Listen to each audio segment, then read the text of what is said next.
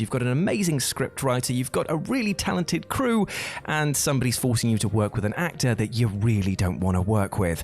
Yikes. Well, let's take a look at this. This is Whatculture.com, and these are directors who were lumbered with actors they didn't even want. Warner Brothers forced David O. Russell to hire George Clooney. Three Kings. The story of David O. Russell and star George Clooney's animosity on the set of the 1999 war comedy Three Kings are the stuff of Hollywood legend, and it apparently all stemmed from the fact that Russell didn't want Clooney to star in the movie. The director actually liked Nicolas Cage for the role of Major Archie Gates, but when he turned the offer down, yes, it can happen apparently, and Warner Brothers rejected Russell's other picks, namely Dustin Hoffman, he was effectively strong-armed into casting studio fave Clooney. Not only did Russell think the actor was wrong for the part, he apparently wasn't a fan of his head-bobbing and mugging acting style, which combined with Russell's tough directorial style led to increased tensions on the set. This culminated in the two getting into a physical altercation after Clooney defended a cast member who was berated by Russell, and Clooney vowed to never work with the director again. The resulting movie, though, was pretty great at least, and though Russell continues to be an infamous hothead, he did later concede that Clooney was ultimately perfect for the part. Joss Whedon isn't convinced by bad actor Ray Fisher. Justice League. Acting as perhaps one of the most public falls from grace in recent movie-making history, Joss Whedon's all-round dodgy behavior on the set of Justice League ultimately led to a number of that film's stars calling out the Avengers Assemble director publicly. Among those DCEU big-screen titans was one Ray Fisher, playing Cyborg in the flick, who claimed that Whedon was at the center of gross, abusive, unprofessional, and completely unacceptable behavior on set. And now, after staying silent in the face of these various allegations for some time, the Buffy the Vampire creator has let his true feelings on Fisher and the matter at hand be known. Speaking in a conversation with New York Magazine, Whedon would class the claims as false and unjust, before labeling Fisher a bad actor in both senses.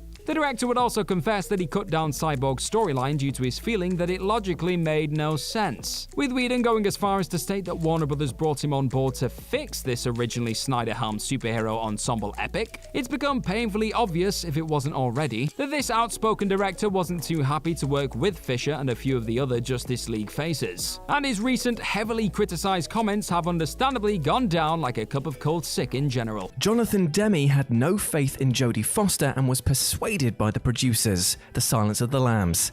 Though it might seem absurd today, director Jonathan Demme had enormous reservations about casting Jodie Foster as FBI agent Clarice Starling in The Silence of the Lambs, after being unconvinced by her Boston accent for her Oscar-winning role in 1988's The Accused. Before his recent death, Demme said, "I saw her acting all over the place and I wasn't impressed."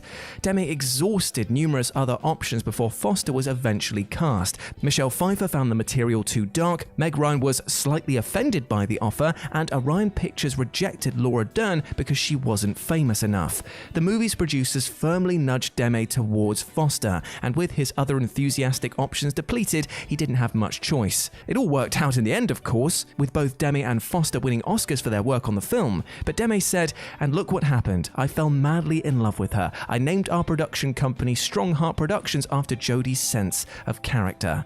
It all worked out in the end then. Michael Reeves didn't want Vincent Price, Witchfinder General. It simply did not matter that Vincent Price was one of the most well-known movie stars gracing planet Earth at the time. English director Michael Reeves had a vision for Witchfinder General, and it most definitely did not involve the fly sensation leading his picture. Instead, Reeves was said to have had Donald Pleasance in mind for the role of Matthew Hopkins, the famous English witch hunter. But the feature's American co-financers, American International Pictures, were much more interested in Price taking up the leading part, and pushed Reeves to cast the unmistakable presence. Reeves would proceed to openly state to colleagues that Price was without a doubt not his preferred actor for the role, with the director even going as far as to snub the House of Wax face in refusing to meet him at Heathrow Airport before shooting. Reciprocating the disdain sent his way by Reeves throughout the course of making the picture, Price would admit, "Reeves hated me. He didn't want me at all for the part. I didn't like him either." Despite all this bad blood, Price would still go on record to confess that the work he put into the performance of Hopkins, seen in the 1968 historical horror, was one of the best performances I've ever given. So there's a silver lining after all. Quentin Tarantino gave Diane Kruger the role as a last resort, Inglourious Basterds. Despite going on record to admit that her time working alongside Quentin Tarantino during the making of 2008's Inglourious Basterds was pure joy,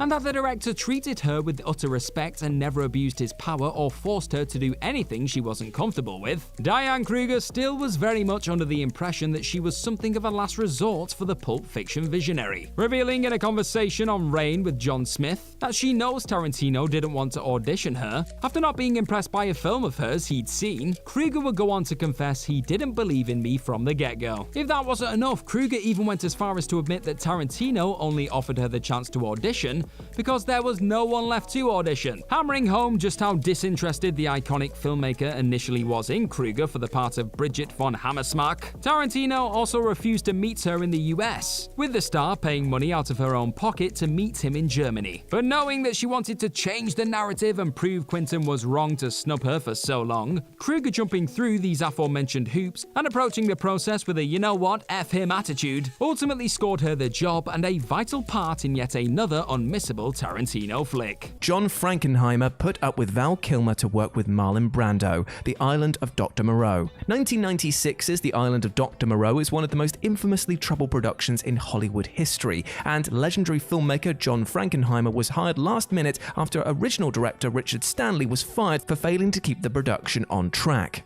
The director's primary motivation for signing on, aside from money of course, was to work with Marlon Brando, though in order to do so he had to suffer through a continually tense working relationship with the notoriously difficult Val Kilmer. Kilmer, who had just learned that his wife had filed for divorce, was a routinely volatile presence during the 6-month shoot, to the extent that Frankenheimer famously told him, "Your problem is you confuse the size of your paycheck with the size of your talent." Woof. Furthermore, when Kilmer wrapped shooting, the director reportedly implored his crew, "Now get that off my set," and vowed never to be associated with the actor again. We sure hope that Brando was worth it, John. Patty Jenkins' heart sank at Gal Gadot's casting, Wonder Woman. Along with just about every comic book fan taking up residence on the internet at the time, Patty Jenkins was hell-bent on making sure Wonder Woman was done justice, upon beginning talks to come on board to helm the then incoming 2017 DC EU standalone feature. But having a vision of an out-and-out all-American figure for the part of Diana, Jenkins would later admit to Playboy that her heart sank when news first broke that Warner Brothers had finally found their Wonder Woman in 2013, that being the elegant Gal Gadot. This coming before Jenkins had fully confirmed her commitment to bringing Diana's story to life. Jenkins would admit, "I had been talking to the studio for so long about doing it, and I was like, well, that's that. I'm sure we wouldn't have made the same choice." But after really paying attention to her and watching her and looking at her, Jenkins would eventually confess, "Frankly, I think they did a better job than I could have, because I don't know that I would have scoured the earth as hard to find her." In the time since discovering exactly what Gadot brought to the DC dance, Jenkins has since taken to labeling her star as the greatest, and even brought another super flick into being with her as the lead once again in 2020's Wonder Woman 1984. Gadot may not have been Patty's first choice, but this unwanted superhero definitely had the director and just about everyone else blasting her casting from the get-go, eating their words before long. What a Wonder Woman! Kate Mara was studio-mandated casting, and Josh Trank hated it. Fantastic Four.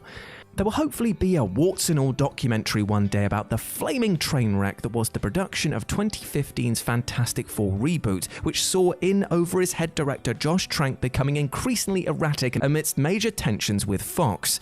The cast member to take the lion's share of the heat from Trank, though, was reportedly Kate Mara, who was a studio-mandated casting choice after Trank also screen-tested Margot Robbie and Emmy Rossum. There have been extensive claims about Trank's suspected drug use while directing the film, which may somewhat explain his reportedly aggressive and abusive behavior to not only Mara, but numerous crew members as well.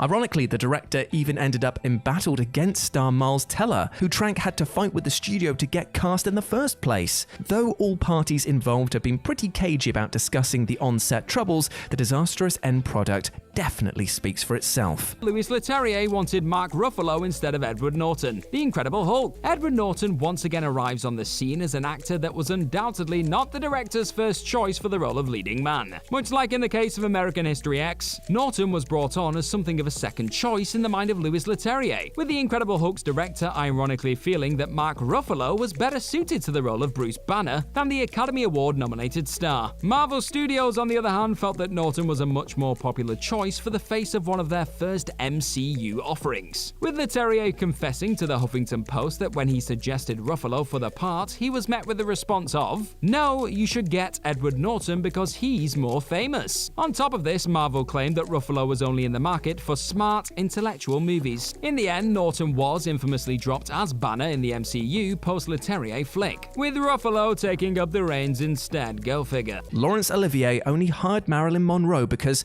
she actually owned the movie rights, The Prince and the Showgirl. And finally, stage and screen icon Laurence Olivier decided to helm a film adaptation of Terence Rattigan's 1953 stage play The Sleeping Prince, which Olivier himself originally directed and starred in on the West End, though it did come with a compromise of casting Marilyn Monroe in the lead role of Elsie, because you see, Monroe had purchased the film rights to the play, putting Olivier in something of an awkward position when it came to casting the attractive blonde lead actress for the movie. Monroe was reluctantly cast as Elsie, and the starlet reportedly clashed repeatedly not only with the director, but also numerous other cast and crew members due to her unprofessional and difficult behaviour. According to supporting player Gene Kent, the difficult shoot caused Olivier to age 15 years. The final film received broadly positive reviews, with many praising Olivier for wringing a decent performance out of Monroe, though considering the director/star's passion for the source material, it clearly didn't turn out quite how he'd hoped.